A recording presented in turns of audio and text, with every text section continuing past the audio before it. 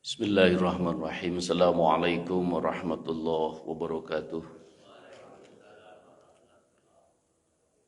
Innal hamdalillah wassalatu wassalamu ala Rasulillah.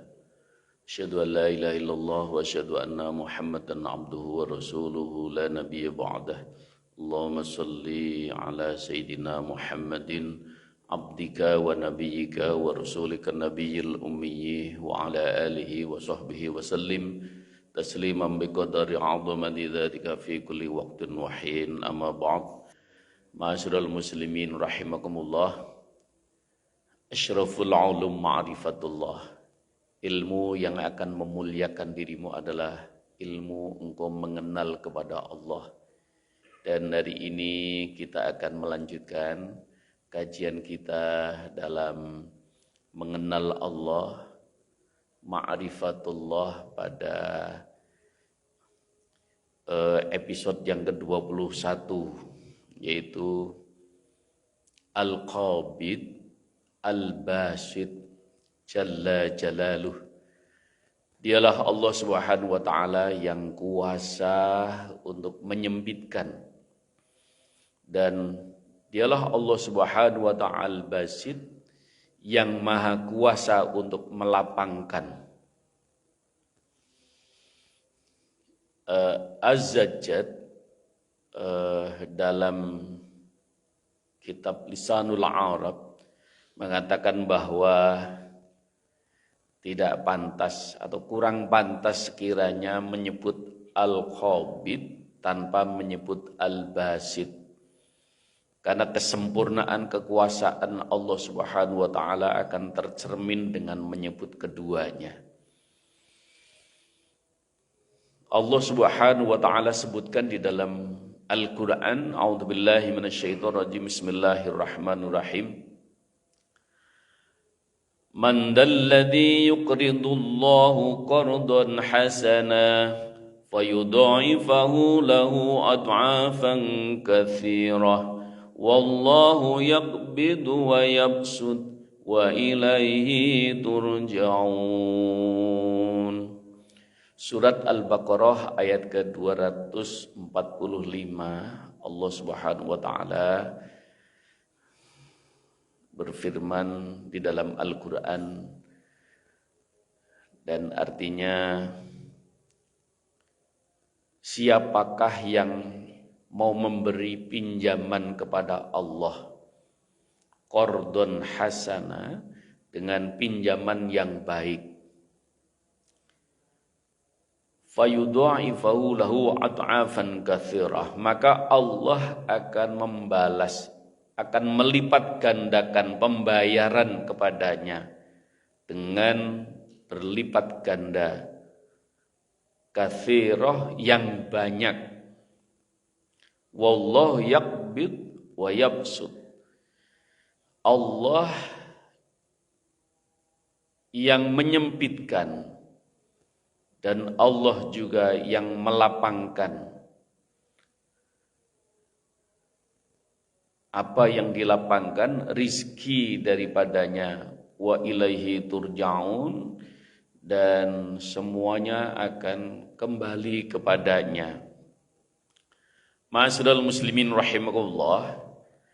Dalam surat Al-Baqarah ini Allah menyebutkan tentang asma' dan af'alnya Al-Qabid Al-Basit, di mana Allah Subhanahu wa taala yang menyempitkan dan melapangkan.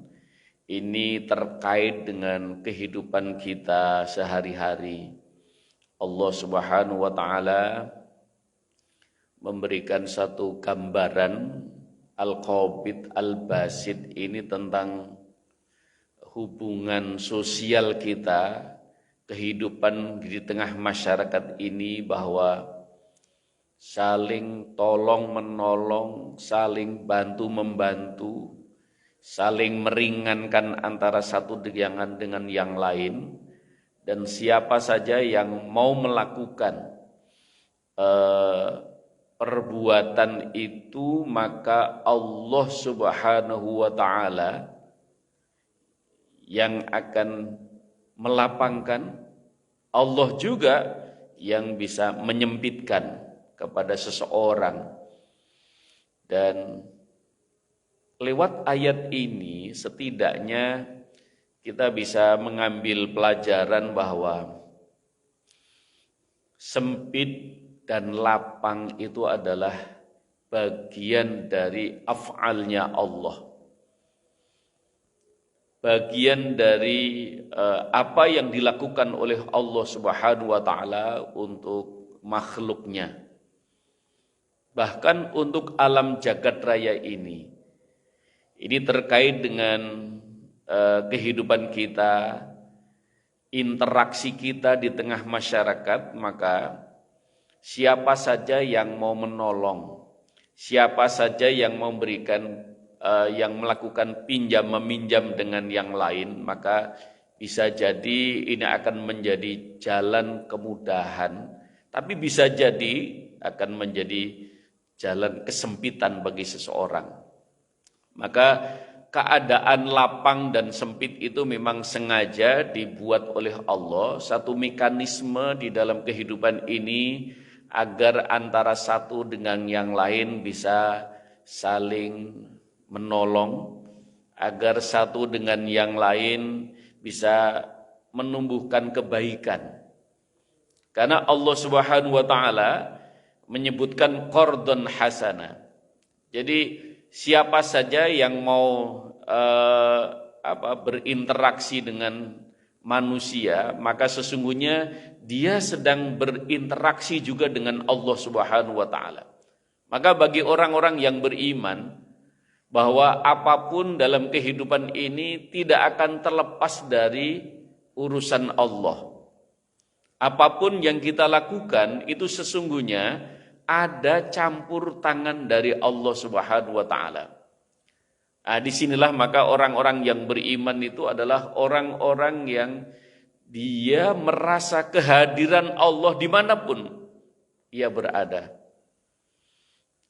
Maka dengan kehadiran Allah, maka seseorang pasti akan melakukan interaksi dalam kehidupan ini dengan sebaik-baiknya.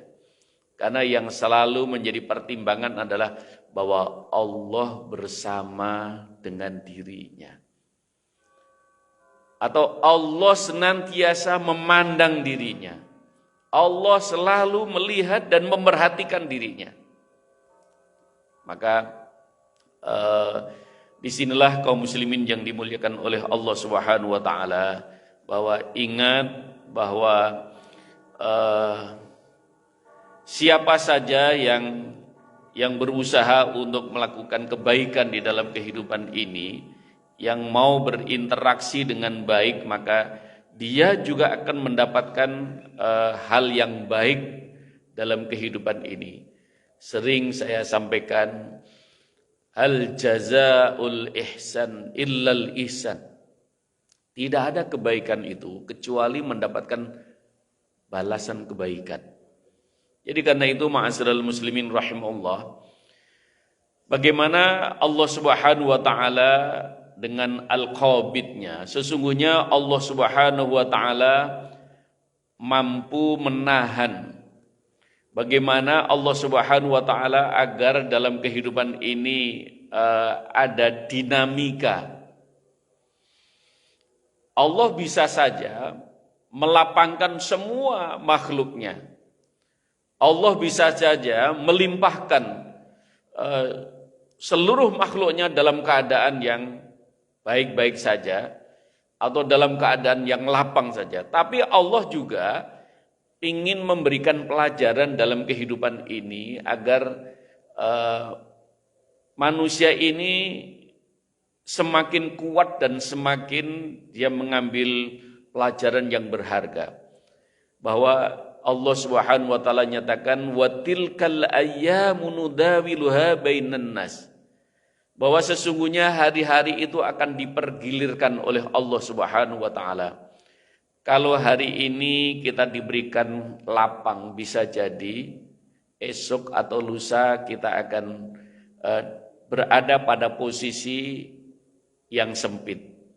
Kalaupun hari ini kita berada pada posisi yang sempit, maka bisa jadi esok atau lusa kita akan bergiliran mendapatkan hal yang lapang. Hari ini susah, bisa saja besok mudah. Hari ini diberikan kemudahan, besok atau lusa bisa jadi Allah berikan kesulitan. Tapi yang harus kita yakini bahwa dialah Allah Subhanahu wa taala Al-Qabid Al-Basit, yang membuat seseorang itu sempit, sesungguhnya ya Allah. Yang membuat seseorang itu lapang, itu juga Allah Subhanahu wa taala. Maka mulai dari bagaimana Imam Al-Ghazali dalam memberikan satu pemahaman tentang Al-Qabid. Dialah Allah Subhanahu wa taala yang menggenggam nyawa saat kematiannya dan menghamparkan saat kebangkitannya. Jadi Allah Al-Qabid yang menggenggam bagi seseorang berada dalam kematiannya sehingga tidak kembali pada jasadnya. Ruhnya sudah kembali kepada Allah dan tidak lagi bisa kembali kepada jasadnya. Kita tahu bahwa seseorang pada saat tidurnya itu ruhnya itu berada dalam genggaman Allah, dan saat Allah memang melepaskan kembali maka akan menyatu dengan jasadnya sehingga dia akan kembali bangkit, bangun tidur dan bisa melakukan aktivitas. Tapi kalau sudah Allah Subhanahu wa taala, begitu Allah sudah menggenggam ruhnya maka ya, dan tidak dilepaskan, maka seseorang itu sudah tidak menyatunya jasad dan roh, maka dia dinyatakan telah wafat. Dan kan itu ma'asyiral muslimin rahimahullah, Al-Qabid kata Imam Al-Ghazali, dialah yang menggenggam sedekah dari orang-orang yang kaya dan menghamparkan rizki bagi orang-orang yang miskin. Dialah Allah Subhanahu wa taala menjadikan seseorang itu akhirnya diberikan keleluasaan harta. Sehingga dalam tanda petik, wah dia diberikan kekayaan. Dia kaya. Itu memang sedang diberikan oleh Allah kepadanya. Tapi bisa jadi Allah Subhanahu wa taala menghamparkan rizki bagi yang miskin. Yang kaya akhirnya disempitkan oleh Allah sehingga tidak lagi peduli kepada lingkungan, tidak lagi peduli kepada sesama. Maka kita sudah mengingat bahwa man dalladzi yashfa'u indahu illa bi'idznih. Tidak seorang pun bisa menolong orang lain kecuali atas izin Allah Subhanahu wa taala. Oleh karena itu, ketika kita diberikan lapang oleh Allah, maka betapa kita memang senang, alhamdulillah. Tapi bisa jadi ada orang yang diberikan keluasan rizki, tapi karena memang Allah jadikan sempit bagi dirinya, maka bisa jadi yang sedikit dia bisa menghamparkan, dia bisa peduli kepada sesamanya yang begitu luasnya. Yang kaya malah tidak peduli sama sekali. Atau kalaupun peduli, jauh dengan orang-orang yang hanya sekedar pas-pasan. Jadi ini sebenarnya satu pelajaran yang berharga. Kalau Allah Subhanahu wa taala menghendaki seseorang itu untuk baik, maka diberikan pemahaman agama dengan baik. May yuridillahu khairan yufaqihu fiddin. Siapa yang dikehendaki oleh Allah itu menjadi baik, maka dia diberikan pemahaman agama yang cukup. Orang yang berderma, orang yang berbagi itu akan mendapatkan balasan dari Allah Subhanahu wa taala dengan balasan yang berlipat ganda. Bahkan bukan hanya sekedar itu, Allah Subhanahu wa taala sampai menyebutkan as-sakhiyun qaribum minallah wa qaribum minan nas wa qaribum minal jannah. Orang yang berderma itu akan dekat dengan Allah. Begitu Rasulullah menyebutkan. Dia dekat dengan manusia dan dia dekat dengan surga. Tapi karena memang Allah Subhanahu wa taala sedang menyempitkan pikiran dan hatinya, maka apa yang ada itu hanya digenggamnya saja, tidak ada asas manfaat dan maslahat untuk sesamanya. Oleh karena itu, ma'asyiral muslimin rahimakumullah, maka Allah Subhanahu wa taala padahal sudah berulang kali menyampaikan wallahu fi aunil abdi ma kana al abdu fi auni akhihi. Allah itu akan menolong hambanya selagi hambanya itu menolong kepada saudara-saudaranya. Karena itu dialah Allah Subhanahu wa taala yang menjadikan seseorang sempit pikirannya dan juga sempit juga hatinya. Allah yang melapangkan hati seseorang. Kenapa ada orang yang dalam kekurangan tapi hatinya lapang.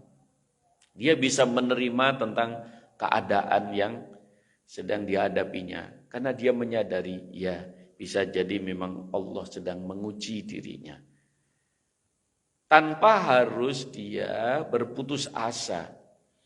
Tapi kenapa ada orang yang sudah diberikan kelebihan harta tapi justru dia pelit dan meditnya tidak ketulungan. Oleh karena itu ma'asyiral muslimin rahmatullah, dialah yang memperluas rizki bagi si kaya sehingga tidak lagi dia membutuhkan seakan-akan ya karena dia diberikan kelebihan kebutuhan bagi dirinya sehingga dia tidak menahan bagi lingkungannya. Dia hamparkan untuk memenuhi kebutuhan-kebutuhan bagi lingkungannya. Kalau Allah Subhanahu wa taala, siapa yang bisa memberikan penjelasan kenapa Sayyidina Abu Bakar As-Siddiq itu begitu menyerahkan sepenuhnya, seluruh hartanya itu diserahkan kepada Rasulullah untuk perjuangan Islam.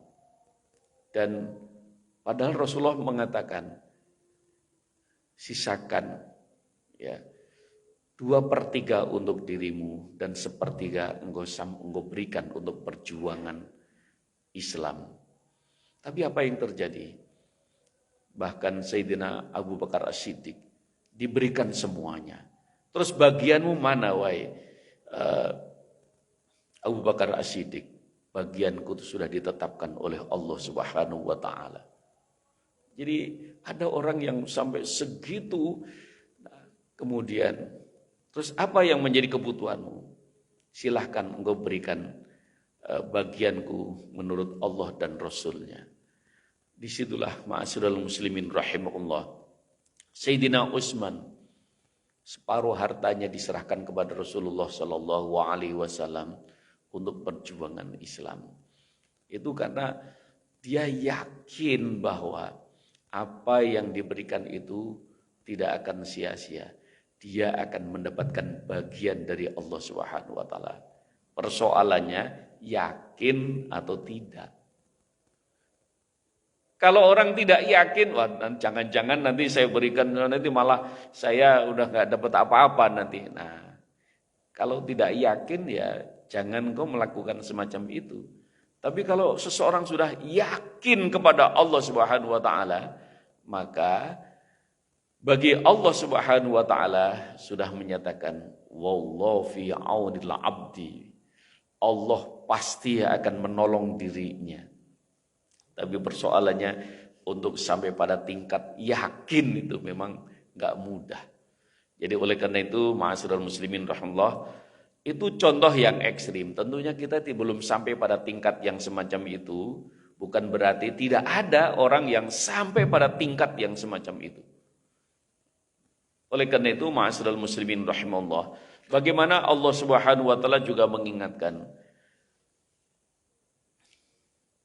man 'amila shalihan min dzakarin aw untha wa huwa mu'minun falanuhyiyannahu hayatan thayyibah walanajziyannahum ahsanahum bi'ahsani ma kanu ya'malun. Walanajziyannahum ujurahum bi'ahsani ma kanu ya'malun.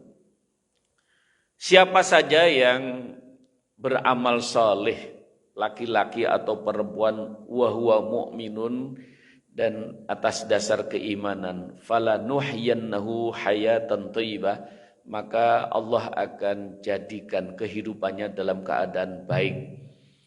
Walanajziyannahum ujurahum bi ahsani ma kanu ya'malun, dan Allah akan memberikan balasan nanti di akhirat lebih baik dari kebaikan yang telah ia lakukan. Jadi memang kehidupan ini adalah ujian dari Allah Subhanahu wa taala. Diberikan keleluasaan rizki itu juga ujian. Diberikan sempitnya rizki itu juga ujian. Tapi kita tidak boleh kemudian hanya berpangku tangan. Karena Allah akan memberikan laha ma kasabat wa 'alaiha maktasabat. Allah akan memberikan sesuai dengan apa yang telah ia usahakan. Oleh karena itu, ma'asyiral muslimin rahimullah, bisa jadi seseorang itu al-qabid karena Allah itu yang menyempitkan. Apa yang menjadikan seseorang itu disempitkan dirinya, disempitkan fikiran, disempitkan hatinya. Allah Subhanahu wa taala dalam surat Thaha ayat ke-124 menyatakan, A'udzubillahi minasyaitonirrajim, bismillahirrahmanirrahim, wa man a'rada an dzikri fa inna lahu ma'isyatan dhanka. Barang siapa yang berpaling dari mengingat Allah, dari ajaran-ajaran Allah, maka bagi mereka kehidupan yang sempit. Jadi siapa yang berpaling dari mengingat Allah, itu artinya mafhum mukhalafahnya.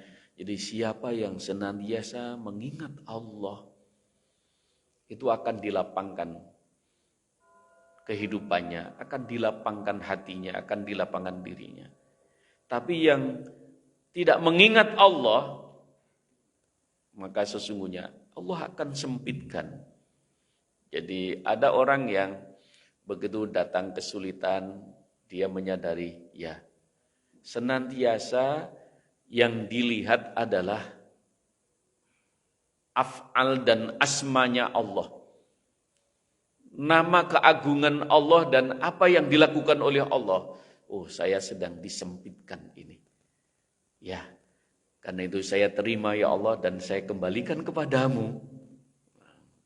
Tapi ada yang begitu sudah kesempitan sedikit saja, itu sudah, itu sudah pikirannya sudah kalut. Maka ada beberapa tahun yang lalu kejadian, ada orang yang orang kaya di London itu urutan yang ke-9 kekayaannya. Hanya karena turun nilai uangnya, nilai dolarnya sedang turun, itu udah langsung, waduh, mati aku, nanti ini gimana ini? Dan akhirnya dia menabrakkan dirinya dengan kereta. Na'udzubillah min dzalik. Begitu sempitnya pikiran. Kenapa? Dia tidak mengingat kepada Allah bahwa naik turunnya nilai kekayaan, naik turunnya harta itu juga bagian dari al-qabid dan al-basidnya Allah. Nah, jadi keadaan, naik turunnya keadaan itu adalah memang al-qabid dan al-basidnya Allah. Kita disempitkan oleh Allah Subhanahu wa taala pada beberapa waktu yang lalu dengan datangnya pandemi, sehingga kita gerak langkah kita, aktivitas kita betul-betul dibikin sempit. Kita nggak boleh kemana-mana, nggak bisa kemana-mana dan lain sebagainya. Tapi karena kita itu memandang bahwa ini ujian dari Allah, itu tidak menjadi keluhan, itu tidak menjadi sesuatu yang akhirnya dia harus sedih, harus merana, harus gelisah, nggak apa-apa. Malah alhamdulillah bisa kumpul keluarga. Jadi selalu saja kalau hatinya dilapangkan oleh Allah itu, keadaan semacam itu tidak membuat ia terpuruk, tapi dia akan selalu melihat ada hikmah di balik keadaan. Ada hikmah, dia mampu melihat hikmah di balik kejadian. Ada orang yang gagal dalam transaksi, ada yang gagal dalam usaha, akhirnya melompat dari lantai 7, dari lantai 5. Naudzubillah min dzalik. Itu kenapa? Karena memang hatinya disempitkan oleh Allah. Itu pasti mereka sedang tidak ingat kepada Allah. Sehingga bunuh diri itu sudah pasti, bisa dipastikan dia lupa kepada Allah. Dia tidak mengingat kepada Allah. Tapi kalau orang mengingat Allah, Allah itu yang maha kaya, Allah lah yang juga yang membuat Al-Qabid, Al-Basit, maka dia tenang aja, ya sudah, memang berarti saya sedang berada pada posisi ini. Wa tilkal ayyamu nudawiluha bainan nas. Allah akan terus bahwa roda kehidupan akan berjalan. Saat di atas, ada saat di bawah. Dengan begitu maka dia tetap saja merasa nyaman. Kenapa? Ada Allah. Yakin kepada Allah Subhanahu wa taala. Karena itu ma'asyiral muslimin rahimallah, ada orang yang dilapangkan oleh Allah pikirannya, hatinya. Jadi melihat keadaan ini memang ini ayat-ayat Allah. Sehingga semuanya ya harus diterima. Ada baik, ada buruk. Itu supaya memang seseorang bisa membedakan, oh ini yang hak, ini yang batil. Tapi ada orang yang begitu ada kesalahan, wah langsung meradang. Kenapa? Ya biarin aja, memang begitulah Allah Subhanahu wa taala menjadikan. Ada yang berbuat maksiat, ada yang berbuat ibadah. Oh iya, ini memang fenomenanya demikian. Ada orang yang sedang diberikan hidayah oleh Allah, ada orang yang sedang ditutup pikiran dan hatinya oleh Allah sehingga dia sempit pikirannya. Pokoknya ini harus dikejar terus, ini urusan dunia sampai udah lupa dengan urusan akhiratnya. Ya kalau orang sedang disempitkan hatinya oleh Allah, maka kenapa kita dianjurkan untuk saling doa bid-doa, saling mendoakan. Itu karena bisa jadi seseorang pada posisi tertentu itu perlu doa kita. Kita bisa menolong dengan doa kita. Tapi kan seringkali karena pikirannya disempitkan oleh Allah, udah nggak bener, udah ngejelek, udah yang muncul itu justru malah sumpah serapah. Ada yang muncul dengan istighfar dan doanya, tapi ada yang muncul dengan laknatnya. Nah, padahal apa yang didapatkan oleh dirinya? Kalau dia berdoa dan dia tidak minta didoakan oleh kita, itu justru doa yang istimewa yang semacam itu. Allah akan mengabulkan doa seseorang atas orang lain yang tidak meminta kepada dirinya. Itu doa yang istimewa. Tapi ada juga yang justru malah mendapatkan keburukan. Dampak buruknya kenapa? Udah dia uring-uringan, dia marah-marah, sumpah serapah, naudzubillah min dzalik. Dampaknya apa? Ya buruk terhadap dirinya. Nah, jadi dalam kehidupan ini mari kita lihat ada bandul al-qabid al-basid yang sudah akan dimainkan oleh Allah Subhanahu wa taala. Tinggal kita melihat, oh iya ya, bukankah kehidupan ini sebuah permainan? Innal hayatad dunya la'ibun wa lahun. Kehidupan dunia ini adalah sebuah permainan. Maka kita, oh iya, begitu sedang diqabid oleh Allah, ya kita terima dan kita yakin Allah itu al-basid. Ketika sedang diberikan kesulitan, pasti ada kemudahan. Allah sudah menyatakan dalam firman-Nya, inna ma'al usri yusra. Setiap kesulitan Allah sudah siapkan kemudahannya. Fa inna ma'al usri yusra. Setiap kali Allah memberikan kesulitan, Allah sebenarnya sudah menyandingkan kemudahannya. Hanya sampai kapan ini? Ya sudah, itu Allah Subhanahu wa taala. Maka kita diajarkan untuk sabar, diajarkan untuk tetap istiqomah dalam ibadah, istiqomah dalam menjaga hati untuk selalu husnudzon kepada Allah. Nah, sudah pasti itu sudah sunnatullah bahwa inna ma'al usri yusra, itu sunnatullah. Dan ingat juga bahwa bagaimana kita ini memandang kepada Allah. Kadang-kadang karena ketidaksabaran kita sehingga mulai mendikte Allah. Ini Tuhan ini gimana sih? Gitu. Sudah mulai gitu merajuk kepada Allah. Allah, padahal saya ibadah sudah, bangun malam sudah, tahajud sudah, duha sudah, ini sudah, zikir sudah. Tapi kenapa ini? Tuh. Padahal Allah Subhanahu wa taala mengatakan iya. Padahal sudah sampai waktunya nanti pasti. Likulli syai'in as-sa'ah. Segala sesuatu ada waktunya. Maka disinilah kenapa kita diajarkan untuk sabar. Isbiru wasobiru warabitu. Itu kan. Jadi sabar kamu sekalian. Setelah sabar, isbiru wasobiru, kuatkan kesabaran itu. Isbiru wasobiru warabitu, dan kuatkan lagi. Jadi kadang-kadang memang Allah Subhanahu wa taala itu memang memberikan ujian setelah itu. Nah, baru ada waktunya, semuanya ada saatnya, semuanya ada waktu. Jadi disinilah maka kita kata Rasulullah, orang yang paling bahagia adalah orang yang bisa menyesuaikan dirinya terhadap ketetapan Allah. Gitu. Jadi orang yang nyaman ya dalam hidupnya adalah mereka yang mampu menyesuaikan terhadap ketentuan Allah. Pokoknya kita ingat, hidup ini setiap waktu, setiap saat ini sudah Allah sudah tetapkan. Kalau gitu ya udah kita jalani aja. Kalau kita sudah mulai ini ya minta kepada Allah, ya Allah kuatkan kesabaran saya ya Allah. Jadi supaya kesulitan ini menjadi obat bagi diriku, supaya kesulitan ini menjadi jalan kemudahan bagi diriku.